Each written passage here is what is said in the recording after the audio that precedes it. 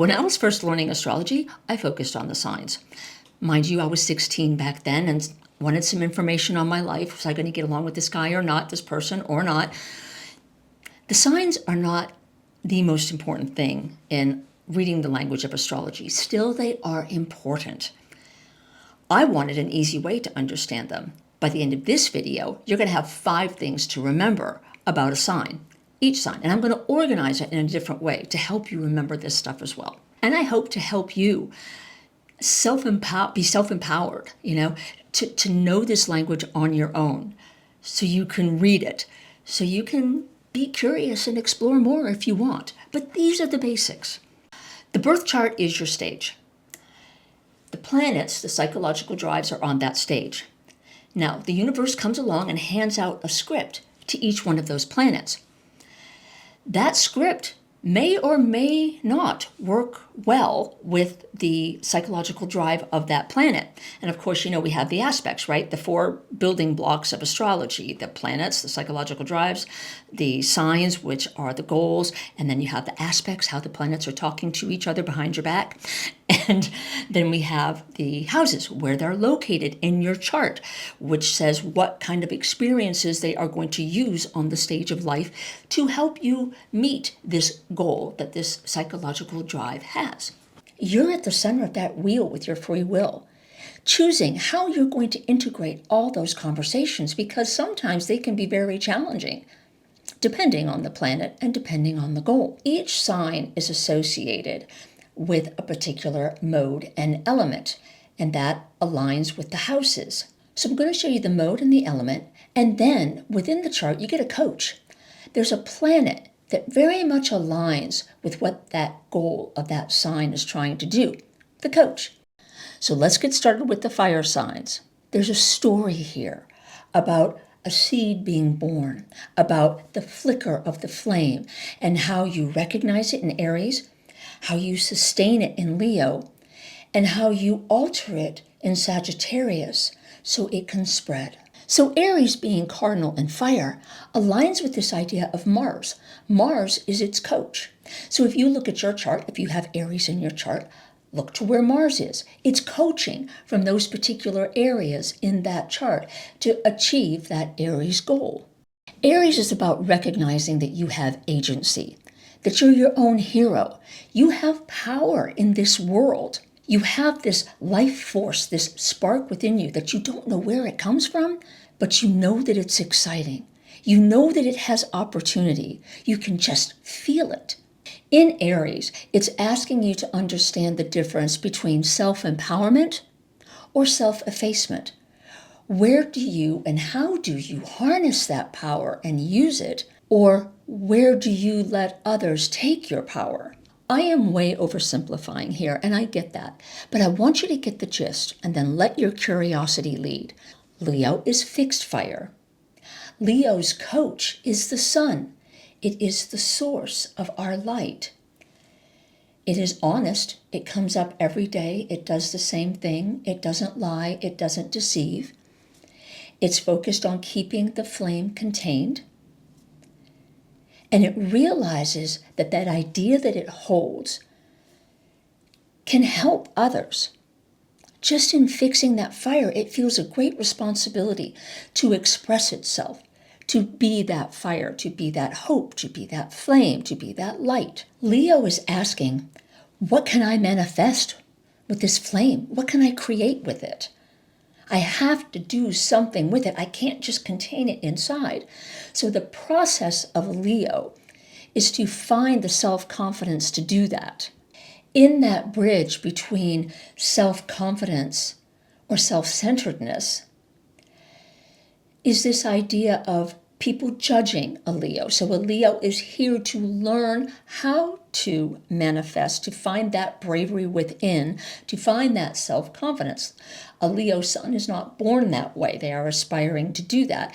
So planets in Leo will carry with them a certain amount of insecurity because Leo has to find its confidence, to build its confidence, to go out there in the face of this world which has judgment.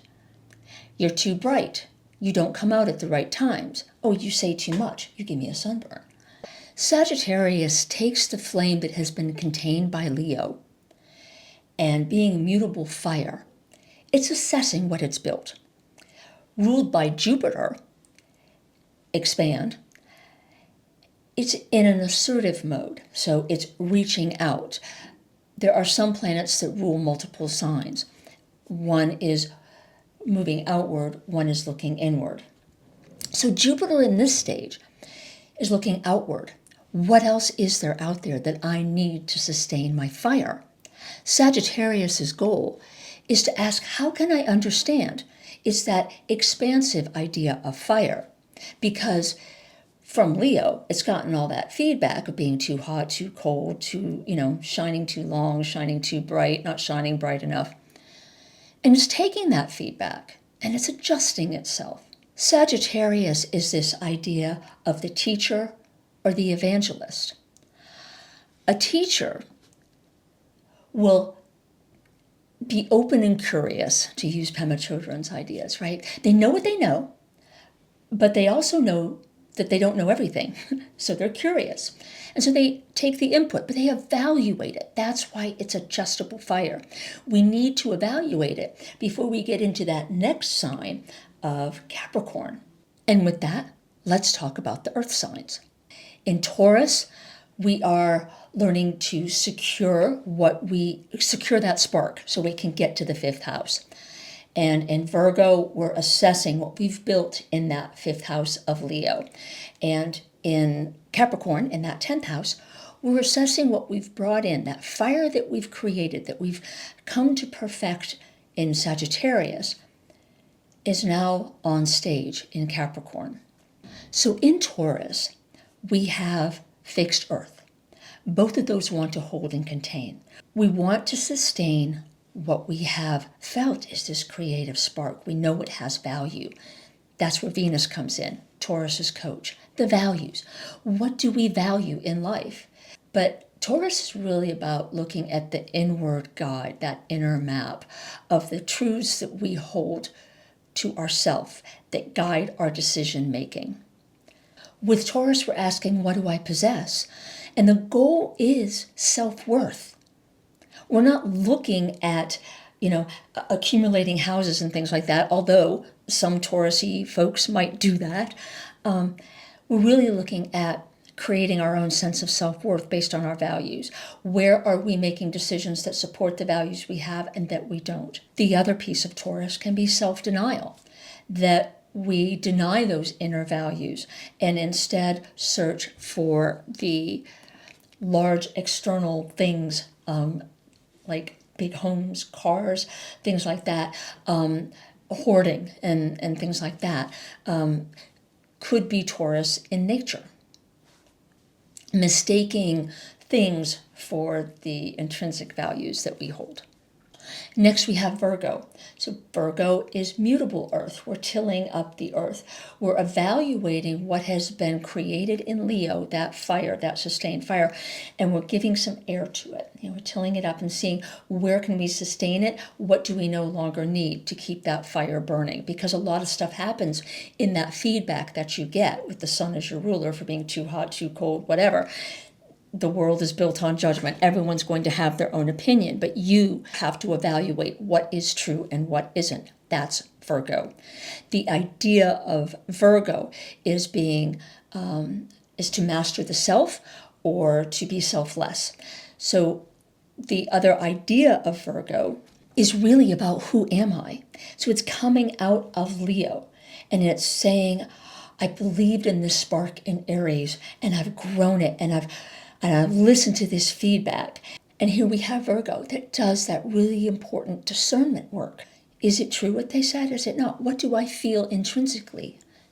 The link to Taurus and the values.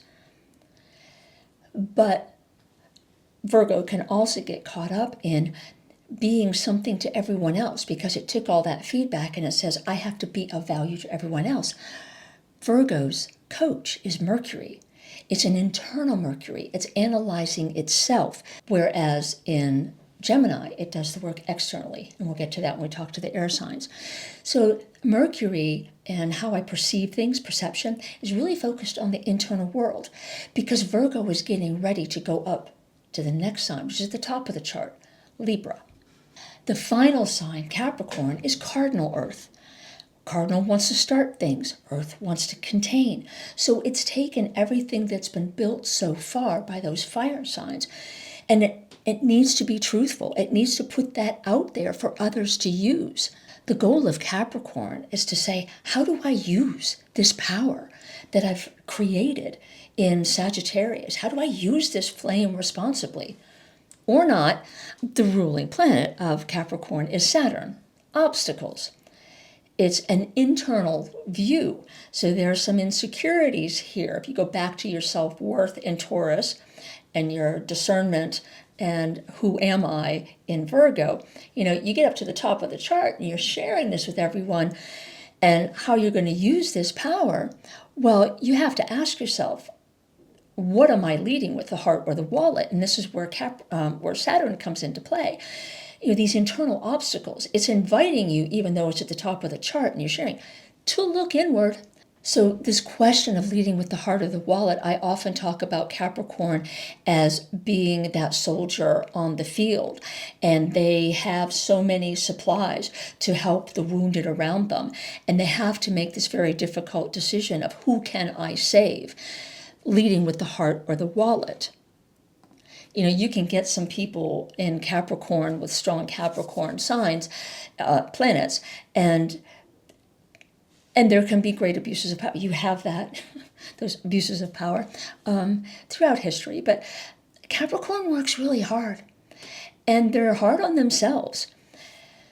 Still, much is asked of Capricorn internally. They ask a lot of themselves. So it's a real battle for them of what do they listen to, the internal or the external, that pressure. The air signs are looking for connection.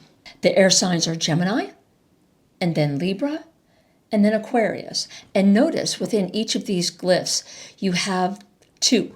You have this, what they call double-bodied signs, right? So it's a weighing, it's an evaluation, air. I always like to think about that when I'm thinking about the air signs. They're constantly evaluating and assessing and what they're doing. Differently than Virgo. Virgo was looking to hold on to create something that is really truthful and honest. Gemini, ruling planet or coach is Mercury. This is Mercury outward, looking outward. It's a assertive Mercury, different than Virgo, which is a receptive Mercury, looking inward. Mutable air. It's constantly tilling up the air. It never stands still. But this does not mean Geminis lack focus. They do have great focus. Scientists, lawyers, Jack Smith, just saying, great example of a Gemini. But Gemini is here to learn, to observe what's going on in the environment. Maybe somewhere in the soul's story, the environment caught them off guard.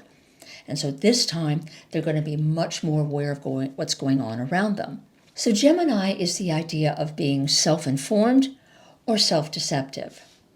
If you're Gemini, you're picking up all these things going on, but if that doesn't match what you believe, well, maybe you ignore it. Maybe you dismiss it. Maybe you make excuses for it. That's mutable, right? Mutable air, constantly tilling it up, not really holding anything.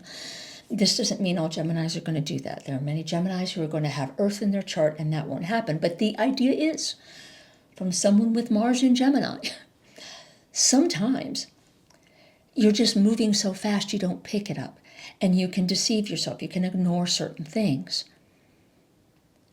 So that's the gist of Gemini. Libra is after Virgo. It's at the top of the chart. It's cardinal air. It wants to start things. It wants to start conversations, connections. So in Libra, the idea is that you want to understand you in relation to others. I have what I want. What do other people want? And what do I need from other people to get what I want? Because you realize there's more power in many people than just yourself.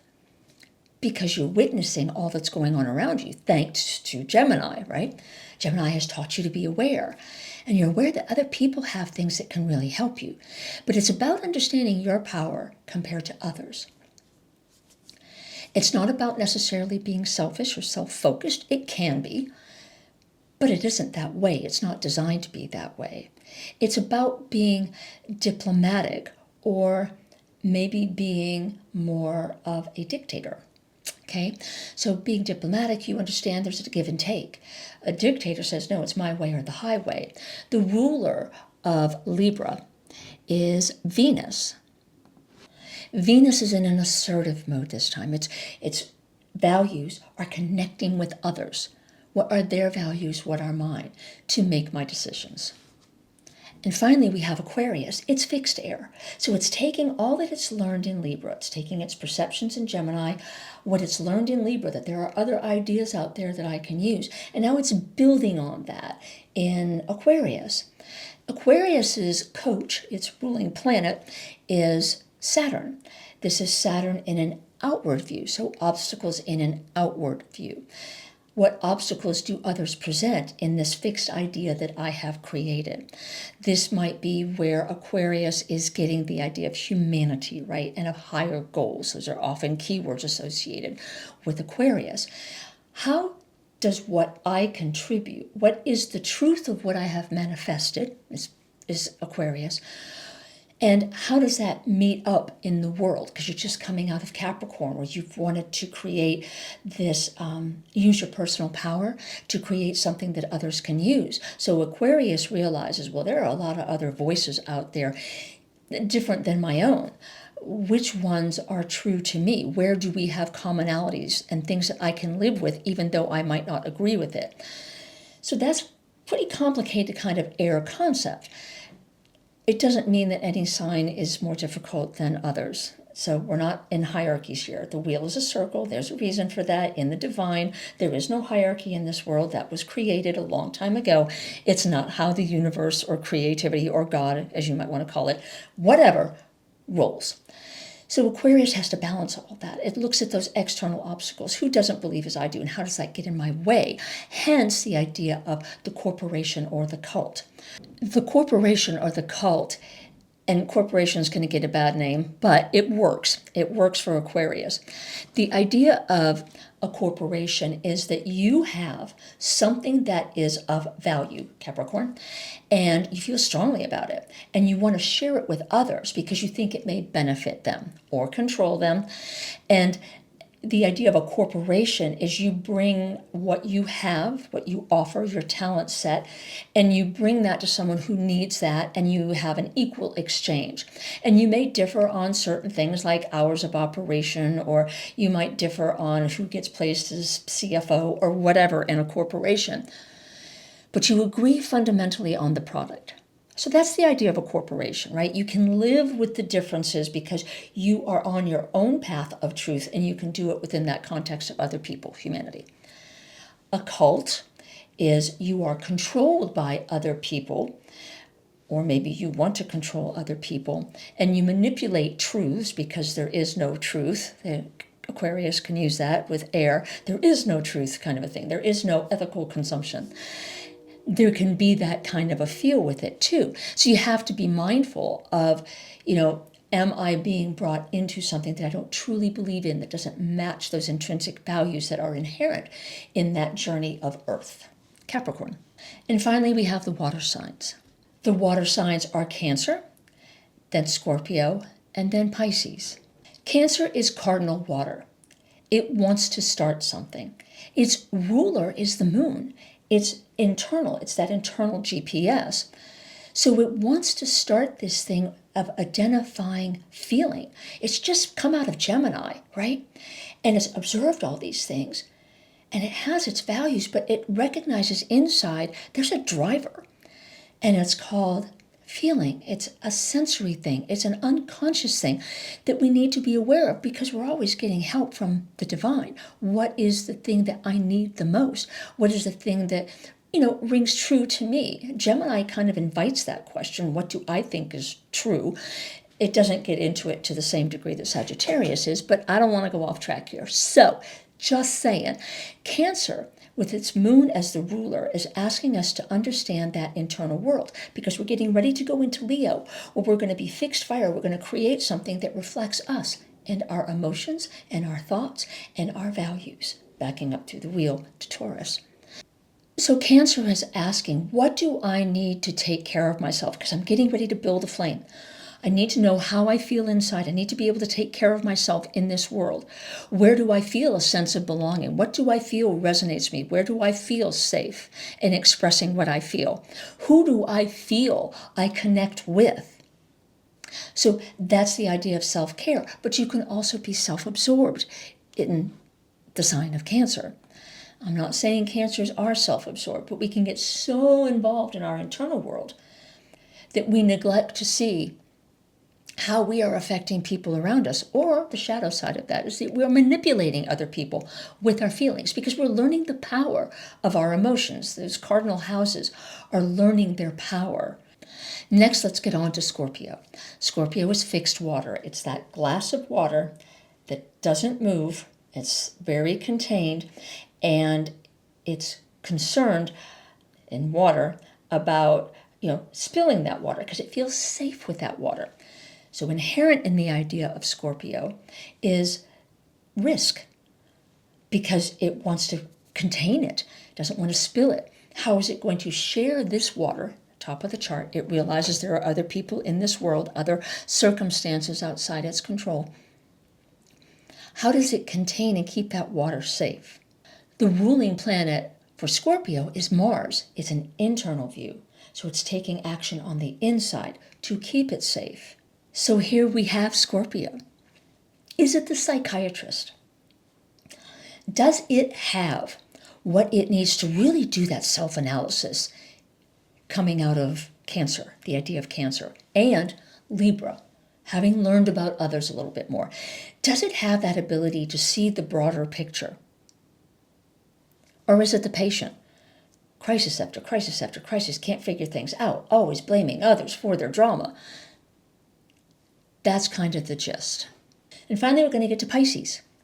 I have expertise in this area. Pisces is the idea of mutable water.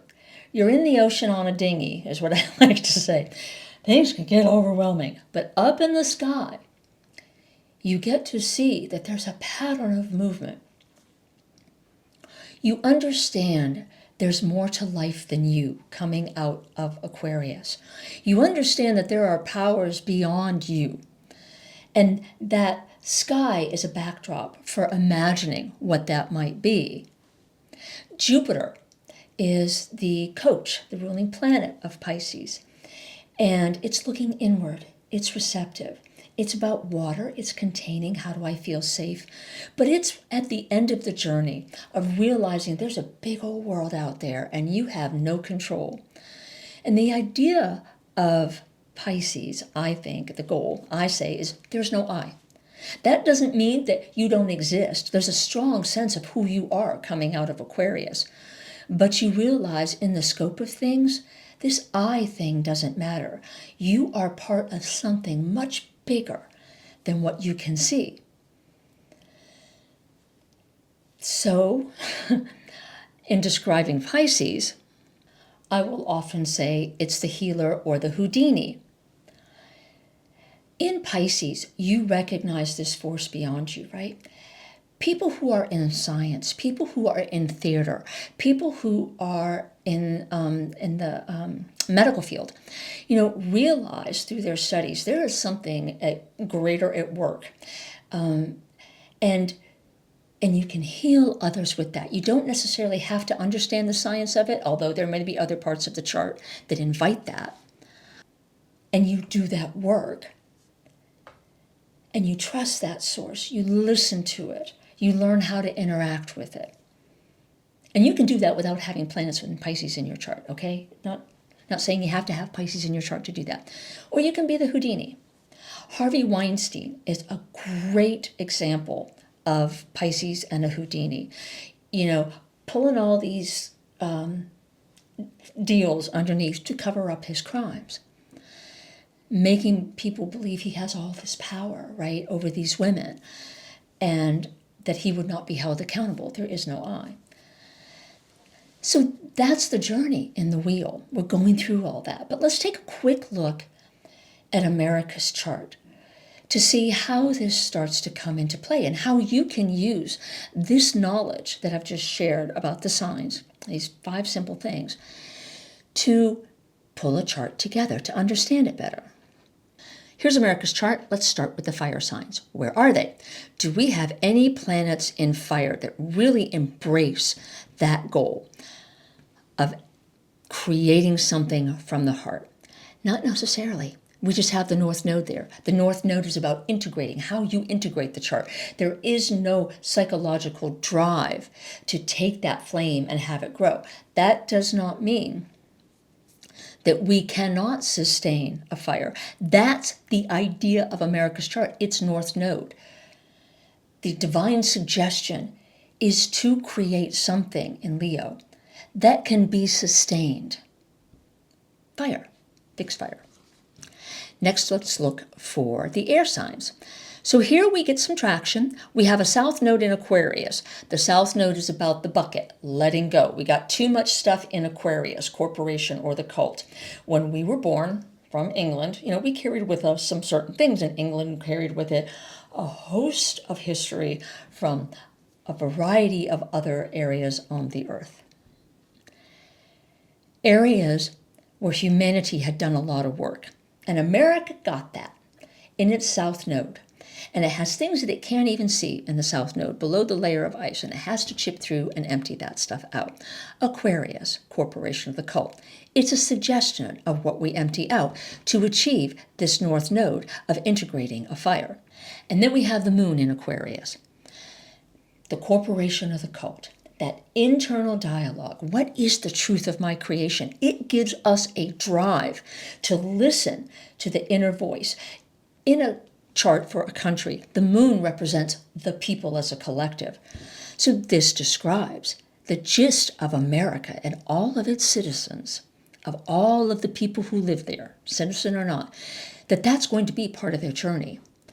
Then you get up to Uranus, the awakener in Gemini. The suggestion from the divine is you need to be picking up what other people are putting down. You need to make sense of things in a different way, because if you're getting universal help from Uranus, you need to be awakened that way.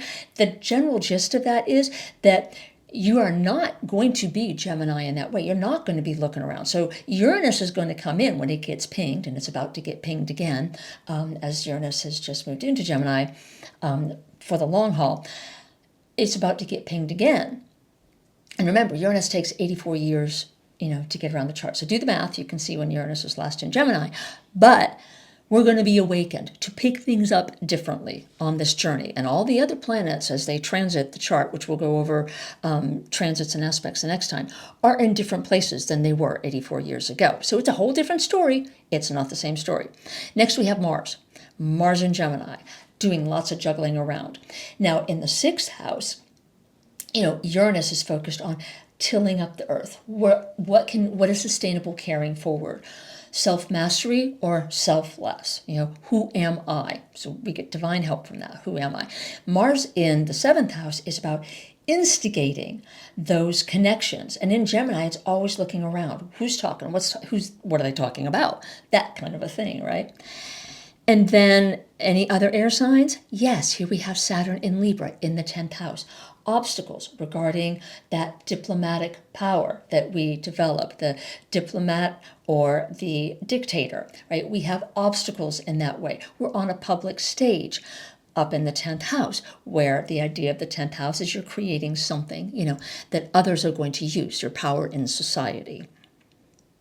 And the idea is that it would be something that others would need, but you learn more from your mistakes than you do your victories. Next, we're going to go into the earth signs, because I forgot to do them before. And we only have one planet in the earth signs, Virgo and Neptune. Neptune is dreamy. Virgo is not. Not to say that you don't have creative Virgos, but remember, Virgo is about tilling up the earth and what makes us feel secure. Neptune could give a hoot about that. It's the Imagineer. But in the ninth house, it's a fire house, right? So it's getting the idea of, creating something that's a vision that others can use. It's mutable fire. Sounds like America, huh? And this is just, you can tell so much from just the things that I've taught so far with the elements and the motives and the modes and the energy and the planets and their psychological drives. And now with the signs, you can just tell so much just from this. Okay, so then let's go on to the water signs. Well, here we have a collection of planets in the water houses, and they're in Cancer. Cancer wants to learn our emotional power. We have the sun, our aspirations. We have Mercury, our perceptions, although it's in the 8th house, fixed water, a little different. Fixed perceptions about our emotional power and how we use that. Remember, the shadow can be, the psychiatrist or the patient. But the idea is risk and calculated risk. So you could read into that a little bit of manipulation, maybe, and being really thoughtful about taking emotional risks or risking our emotions. So being very conservative in that way. Because a fixed house, especially fixed water, doesn't want to share. It wants to contain. But you go into that 7th house where we have the sun, we have the Venus, we have Jupiter, expansion, connection, aspirations, all in Cancer. It's all about finding what helps us feel safe as a nation, building community. Who do we feel safe around? Who can we trust? The idea of water will often involve trust themes. Learn these fundamentals and understanding astrology becomes so much easier. And you can look at transits and things like that, which I'll be covering next time, and really get the gist of what's going on. And then using your own life experiences, because astrology is a symbolic language. It's your symbolism based on what your soul is doing in this lifetime, based on what you have observed. These things that I've put together, that's just based on what I've observed. And hoping to help others. You may come up with something better. And on that note, I hope you've enjoyed the squirrels in the background. And I'll see you next time.